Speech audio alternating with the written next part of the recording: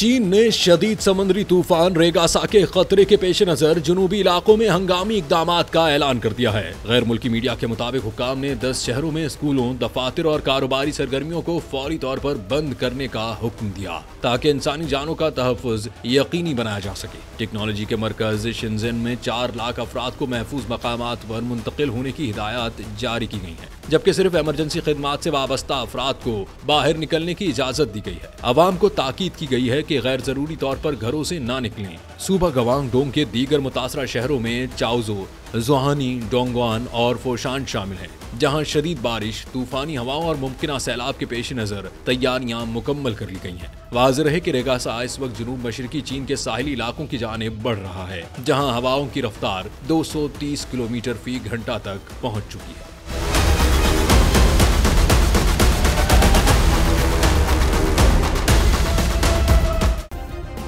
Subscribe करें और bell दबाएं ताकि कोई खबर रह न जाए।